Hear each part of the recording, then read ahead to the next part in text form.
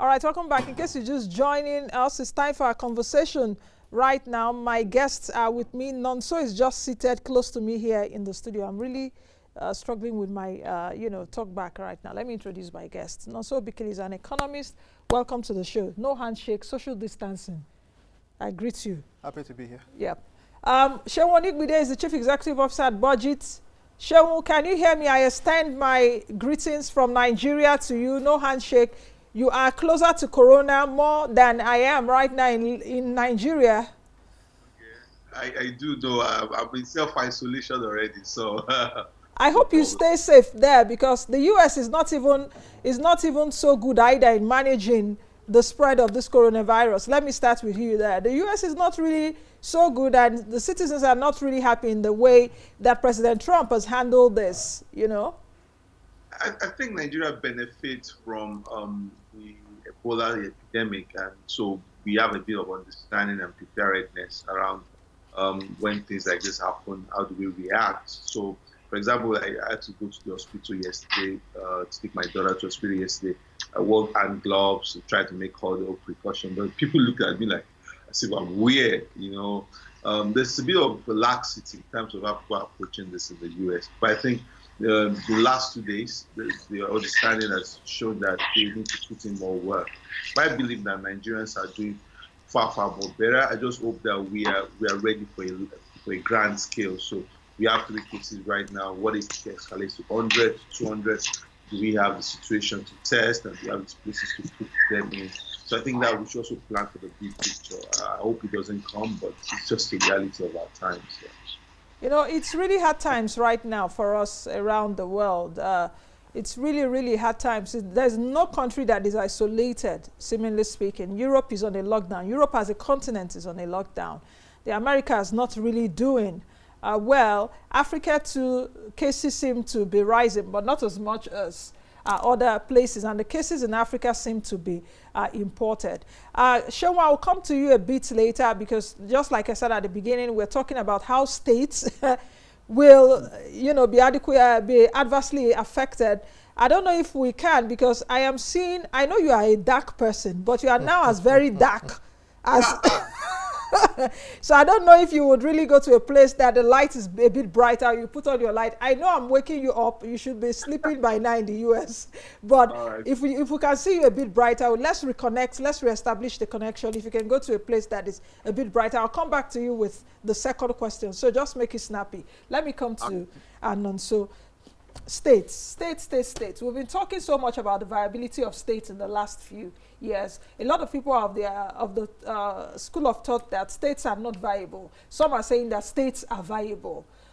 With this spread of coronavirus and the collapse of oil prices, what adverse effects? What are the things staring states in the face? Like I said at the beginning or during my market analysis, I'm surprised that I've not really seen a coordinated response among state governors. Yesterday, I think the APC governors met for politics. And I'm saying, so these people don't know what is happening. That when this thing hits, that politics meeting, you will not have it again because you won't have money. Or am I being alarmist? Well, it's a complex situation, right? And you're right, states are still largely dependent on distribution of revenue from the Federal Allocations Committee. I think on average in 2019 it was about 65% or so. Of course, some states are doing relatively well. Lagos, Ogun, as you will expect, get a lot of IGR that's much larger than their allocations. But a lot of the other states still largely depend on the FAC. And as we know, the FAC still depends a lot on crude oil inflows. And so when crude oil inflows drop, which are expected to, then states are largely going to feel the pinch. Now, they benefited a bit this year because of the VAT increase. Mm-hmm. The VAT increase largely benefits states. It's not a lot, but it's a decent amount that has kind of boosted the income. It's just like a month. It started in February. Yeah, it started in February, but it should continue. Yeah, and so that's a benefit to states. But yeah, states should be thinking already about what they're going to do, especially because there's been a lot of effort to improve IGR since 2015, and many states have improved, but many states seem to have plateaued. Instead, there was many states saw big increases from 2016. Well, 2018, 2019, many states seem to have plateaued, and the question is, what can they do next? So states should be worried. Okay. Is Seun Onigbinde back online? Seun, can I see you now? I guess where you are, is a bit brighter. Fantastic. Yes, I can see your face now. Okay, Seun, you are the guy that is big on data with what you've done with budgets. Speak to me about why data is critical at this time. Just like I said earlier, in terms of the question which I asked Nonso here is, I haven't really heard anything in terms of coordinated response from state. What I'm saying is the politics is still going up and down when you are in the middle of a health crisis that is leading to a human crisis that is leading to perhaps an economic crisis, and perhaps that will lead to a financial crisis if care is not taken. And our politicians at the states are really saddled with, let's go as business as usual. Let's be who is chairman or who is no chairman, who takes what and who doesn't take what. The big data guys, speak to me. So Nonso is also a data guy. Maybe it's even more data driven than mine. So, but the reality is this: we have when we looked at 2014 when oil prices started collapsing and it didn't get to this point so fast. The first point of weakness was the situation of the states. I mean, because the federal government acts like a sovereign entity, it can still borrow in some unlimited way from the CBN to cushion its own problems. But the states don't have that kind of leverage. And so we have seen states being bailed out 1, 2, 3 times. I mean, close to 2 trillion naira was spent in bailing out states in 2-3 rounds of what they call the Paris Club reform. Now, I don't think there's another Paris Club reform. And those funds, except the third one was what came from the excess crude account. Most of the Paris fund, excess crude reform, was taken from the CBN directly. I mean, the CBN just practically just gave money to the states to pay salaries. And we're going to see the same situation right now. Apart from 5 states, only 5 states can even manage, based on our own analysis of budget. We are coming with this very soon in the next few weeks. Only 5 states can really manage in an era where oil prices go below $40 per barrel. So if you take out Lagos State, you take out Kano, take out Ogun, take out maybe Rivers and Akwa Ibom, and even the South state like Bayelsa, run huge recurrent bills. So even with low revenues coming to their coffers, they can't even manage this. So the state governments need to sit down with the federal government. I think there should have been an emergency, a national emergency of the National Economic Council. There should have been a meeting with the vice president and all the state governors asking themselves, number one, how do we weather this storm? Number two, how do we stop our vulnerabilities to the swings in the oil prices? Most countries are also affected with the current situation, but the depth of vulnerability of Nigeria is just staggering. When oil prices go low, below $50 per barrel, then we start shaking. Now, as yesterday, it hit as low as $29 per barrel. And we are talking about futures here. We're not talking about spot prices here.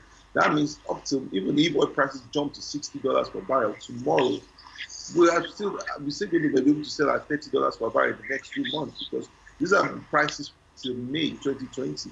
So definitely we are in a crisis. We might not be feeling it now, because most of the oil prices, most of the oil revenues that will be shared now might be prices that were dating back 2 months ago. But by the time we start getting to the April and May and June, the situation right now will begin to kick in differently. Let me come back to Nonso. How will it really affect? Because Seun has said that, and I like the analysis that Seun put, just for clarity, in terms of all prices trading at about $29.30 US. Of course, it's a forwards market. What we are earning right now has been what was traded some months back. So as soon as April, May, June, these prices will begin to kick in. And the first recipients of this oil price collapse will be states, because there's this Abuja handout system. Seun has also mentioned there needs to be an emergency meeting, which I also said earlier, because I thought by now we would have seen something, perhaps meeting with the president, like a war room with the states and what. Are there other options that are open to the states? Well, if you get to a crisis and that's when you think about options, then it means it's probably too late. You should think of options before you get to the crisis, right? Historically, we had fiscal buffers, excess crude accounts, which used to allow, the federal government and state governments to kind of give them a 6-month period to try to strategize and deal with that. People forget that we had a oil price crash in 2008 or so, but nobody noticed because we had a huge Buffer. Huge buffer. It took us through 6 months, and it went by like that. In 2015, we had no buffers, but we saw this kind of emergency financing via the CBN. It was called the Paris Club refund, but Paris Club didn't refund anybody. It was essentially just, kind of emergency financing. And so I think that's what will happen now and again. There will be some kind of emergency package to help states kind of deal with the near-term fallout. And I think that's really the only option. But the way it is right now, do you think that the CBN still has the financial muscle? I know what I'm asking. Do you think that the CBN has the muscle they had in previous years to weather the storm? Because they are not just weathering one storm now. They are weathering all storms right now. You saw the measures that the CBN came up with yesterday. Will they still have? Because if you take a look at the ECA is even down, our foreign exchange reserve down. The ECA is empty, not down. Yeah, empty. It's true. Yeah. ECA is empty. So, do you understand what I mean? Yes. So, the central bank probably cannot afford it, at least not to the scale it did in 2015, but I think they would try anyway, simply because the political dynamics leave them as the last solution, and there's not much else. We've already seen that the federal government has kind of pushed back its external borrowing plans this year because international markets are not conducive for external borrowing, and there are no fiscal buffers, and it will be seen as a better alternative to lean on the central bank as opposed to actually not paying salaries or firing workers. So I think that's what is going to happen. But in terms of looking at options in the medium term, I think the options are very limited. Because remember, states have already been working very hard, many states, to improve IGR. And many states have improved, but they've plateaued. And the question of what to do next is unanswered.